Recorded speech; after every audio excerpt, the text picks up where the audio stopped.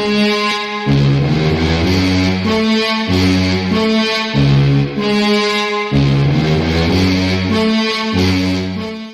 what's up guys? Today we're going to learn about how to play against the French.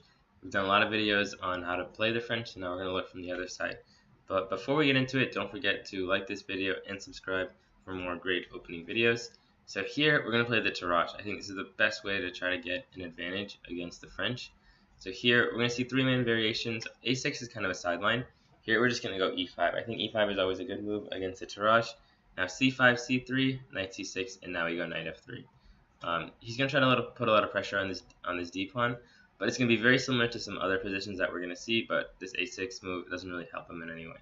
And if he plays G5, just go H3. H5, and remember, he can't play G4 because take, and rook takes rook. Here we're just going to try to get our pieces out, so Knight B3, put here, and now we could take on G5, but Queen B6. This is also very playable. Computer gives it a slight advantage. But C4, we just go back to D2, and now we're going to break with B3 at some point, and remember, he can't play G4. So this is kind of how you want to play against this H5, G5 line that you've probably seen before in some French games. So instead of A6, main moves are Knight F6 and C5. So here, E5, now Knight D7, and here we're going to play it a little bit differently. So we've looked a lot at Bishop D3, Knight E2, and Knight F3. So here we're going to try C3. So C3, C5, and now F4.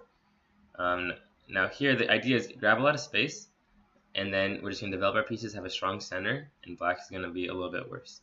Now Knight C6, Knight F3, and if take on D4, the key is Knight takes D4. Don't give him a lot of pressure against B6, because here our piece is a little bit passive.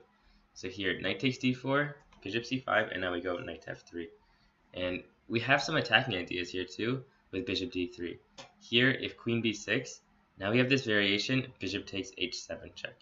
King takes, Knight G5 check, and here we're going to have a very strong attack. If King G6, we have moves like Queen D3 check, F5, and now Queen H3, and this king is going to be in a lot of trouble. And if he decides to go back to G8, we can play Queen H5, and now once again we're going to have a very strong attack. Take, here, check, here, and our pieces are just going to come out. It's these two knights are really going to kill this king. Here, take this pawn, bring another piece into the attack, and it's surely going to be mate very, very, very soon. So here the Bishop D3 idea is how you're going to attack this king. Now instead of take on D4, you can play Queen B6, kind of just putting pressure here. Now we play Knight B3. This Knight B3 move is going to be very useful, just supporting this D pawn. Remember, no free pawns. Now if A5, A4, and this is a very playable position. Now instead of that, if he goes take on D4, we play Knight takes. Bring pieces towards the king. I always like saying that. Now if Knight takes, pawn takes, Bishop B4 check, Bishop D2, and we're just going to have a very normal position here. Bishop D3, and this bishop on C8 is going to be a huge problem for black, and we're going to have a very nice space advantage. Once again, ideas of maybe Knight G5 coming. So that's how you're going to want to play against this Knight F6 variation. Now we're going to look at what happens if C5. So C5, there's two main lines. So we always take on D5, and now Queen takes or pawn takes. So first we'll look at pawn takes. So this is going to give us like a better endgame, where we're going to play against this isolated D pawn. So we're going to play Bishop B5 check. The idea is just simplify as much as possible and trade down into that better endgame. Now Bishop D7, we go Queen E2 check. If Queen E7, we're going to take on D7, Knight takes, and take on C5. Now after Knight takes, we go Knight B3. We're going to play against this D pawn, and here we don't want to take this queen until we have to. If, for example, if he takes our queen here, we get to play Knight takes E2, and we're bringing a piece out, and here he still has to spend the same amount of time bringing out this bishop and knight. And once again, this pawn is going to be a huge weakness. So now instead of Bishop D7, he can also play Knight C6. So Knight C6, we're going to play Knight F3. Now Queen E7 check, we just go Bishop E2. The idea being, now it's going to be hard for him to castle, because his queen is in the way of this bishop. So we're going to castle, play Rook E1, and try to use this discover attack on this king as strongly as possible. So instead of Queen E7 check, you'll probably see Knight F6. Now here, we just castle. So here we could take on C5, but then Bishop takes, castle, castle. And here, I'm going to show you how we can time travel in chess. So instead of taking on C5, let's say, for example, we castle. He goes Bishop E7, now we take on C5, he goes Bishop takes again, And now look at the position. It's the same position, but here he hasn't gotten the castle. So here we kind of just gained an extra move by making him waste a tempo with this bishop and then taking on c5. A very important idea in kind of this opening.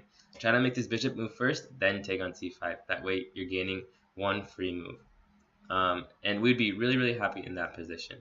So that's how you want to play against these variations. Just take on d5. If he plays pawn takes, give him this isolated pawn, and just develop your pieces as fast as possible. Now instead, there's this a little bit more aggressive queen takes d5. Now here I think the best way to play against this is by sacrificing a pawn. So we can go knight f3, and after take on d4, we go bishop c4, bringing the piece out with tempo. So here we can see you have 1, 2, 3 pieces out already, and all he's done is moved his queen. Now queen d6, I would say they go almost all the time, and here we're going to go queen e2. We could go knight b3, but queen b4 check is a little bit annoying, because now our knight has to go back to support this bishop. So what we do is we go queen e2 first. Now queen e2, knight f6, and now we can go knight b3.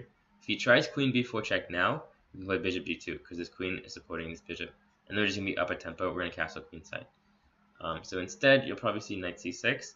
Now here we're going to move this bishop to the most natural square, bishop g5. And here, if a6, I like to take on f6. Pawn takes, castle queenside, and now we're going to play against his open king. Eventually, we're going to win this pawn back. And don't forget, we're going to have a lot of discovered checks. For example, if b5, b5, bishop d3, we can always start to kind of take this pawn because after knight takes, queen takes, we'll have bishop takes pawn with check.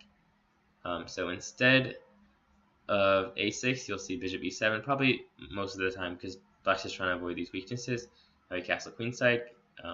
If e5, we play rook he1, just put pressure on this pawn. Bishop g4, and the key move here is bishop b5. And here we're basically neutralize this knight, so take, and now we're just going to take, and we're going to win kind of all these pawns in the center. And if he goes to an endgame, we'll actually be better. We'll end up almost all the time up a pawn, and if it stays in attacking position, we have this open g file to attack this king with. So instead of e5, you'll probably see just castle, and now we just play knight b takes d4. Take towards the king, bring the pieces this way. Now knight takes, rook takes, queen c5, and which is the last piece that's doing nothing? This rook on e1. So here we go, rook to d1, complete development, and now we're going to slowly move our pieces towards this king. So that's how you want to play against the French. Remember, the Tarrasch, just a very nice way to play against it. Try to remember all those ideas. There'll be some different move orders that you're going to see, but remember, just remember the ideas, and you'll know exactly what to do. So hope you guys enjoyed this video. Once again, make sure to check out wolfchess.org for great lessons, puzzles, and more. And hope you guys were entertained.